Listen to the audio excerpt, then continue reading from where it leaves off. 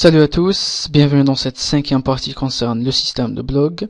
Donc dans la partie précédente, on avait récupéré les informations, c'est-à-dire nos articles et le commentaire de chaque article, donc le nombre de commentaires de chaque article, et donc le dernier commentaire posté, donc la date du dernier commentaire posté sous forme de tableau. Donc dans cette partie, on va virer notre printr et on va afficher nos informations correctement. Donc ce qu'on va faire, on va créer une variable, je vais l'appeler article. On va démarrer une boucle for each pour parcourir tous les articles. Article au pluriel, as article au singulier. Dans un premier temps, on va commencer par afficher le titre de l'article en H2. Donc vous avez remarqué qu'il n'existe pas de H1 avant mon H2, donc c'est déconseillé de faire ça. Donc c'est-à-dire il ne faut pas choisir ces titres en fonction de la taille qu'ils procurent, mais en fonction de l'importance du contenu. Donc juste pour l'exemple, on va utiliser directement des H2. Article, titre de l'article. Donc on actualise. Donc j'ai effectivement le titre qui apparaît, c'est article 1. On va le rendre cliquable, c'est-à-dire ce sera un lien. Je ferme mon A ici. Et il va pointer vers post article.php qu'on a créé dans les parties précédentes. Article.php. J'actualise. Donc c'est un lien. Je clique dessus. Je suis redirigé vers post article.php. Ce qu'on va faire maintenant, on va afficher le membre de l'article, c'est-à-dire la personne qui a posté l'article. On a h4. Ici à l'intérieur des guillemets, retour chariot, et ici on va dire article, membre de l'article, on va dire juste avant posté par, et on va préciser la date du post, le article, date de l'article. J'actualise. Donc on a effectivement posté par Jean le 21 mars 2012 à 16h20 44 secondes. On va rajouter une ligne horizontale, horizontal rule avec un HR. Ce qu'on va rajouter, on va rajouter le corps de notre article.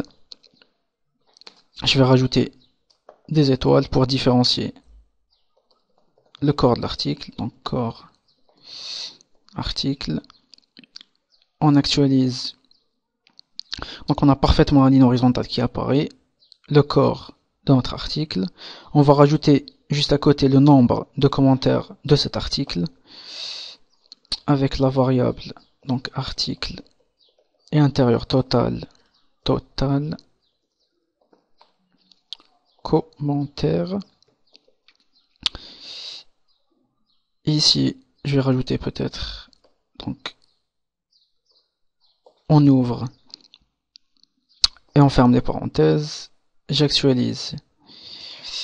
Donc on a effectivement un 1 ici qui apparaît puisque on a un seul commentaire pour cet article.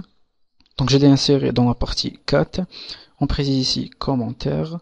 Donc je rajoute le S entre parenthèses au cas où que le nombre de commentaires ne dépasse pas le 1.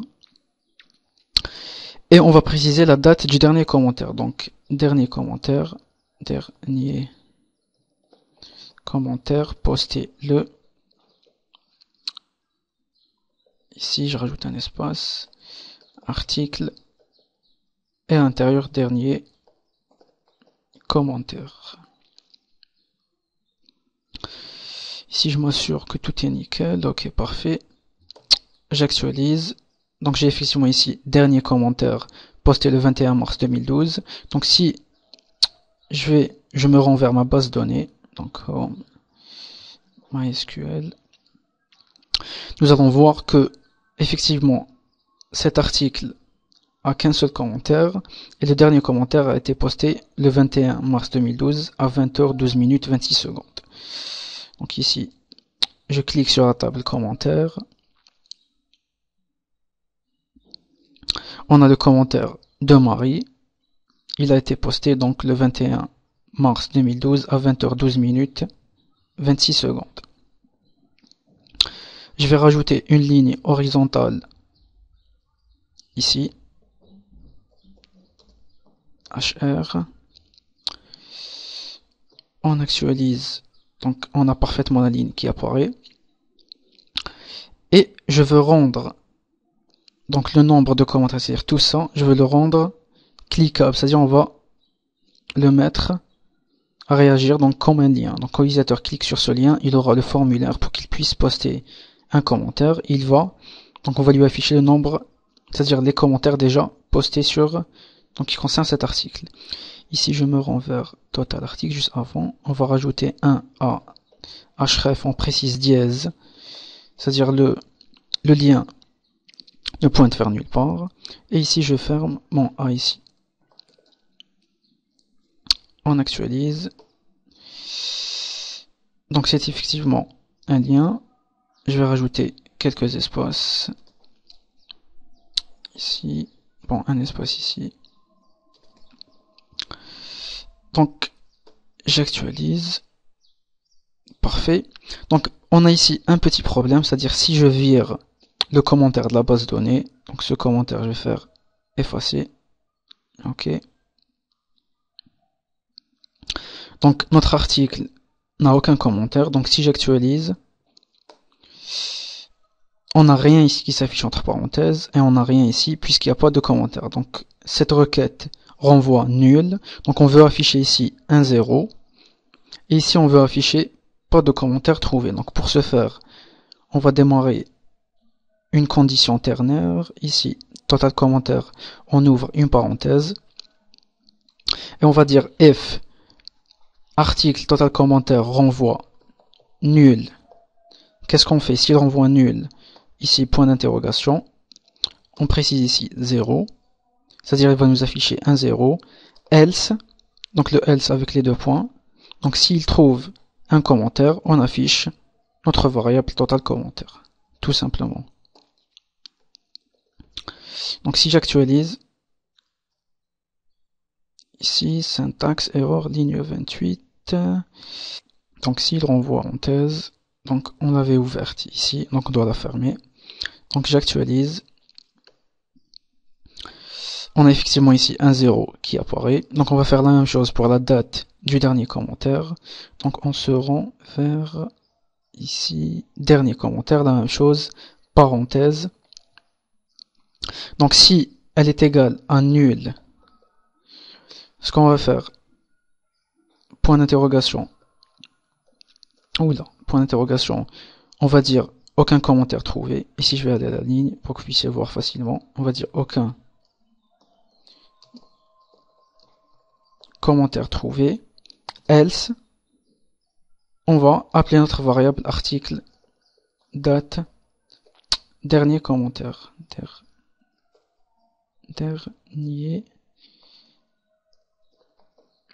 commentaire. Et on ferme la parenthèse. Donc si j'actualise,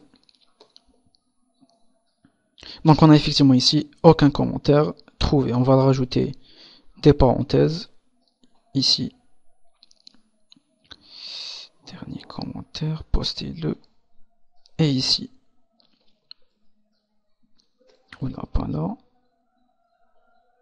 Ici. Parfait. On actualise. Ok, nickel. Donc dans la prochaine partie, on va attaquer la partie jQuery. Donc pour rendre ce lien, donc quand on clique sur ce lien, on aura le formulaire qui va apparaître. Donc je vous remercie, on se voit dans la 6e partie.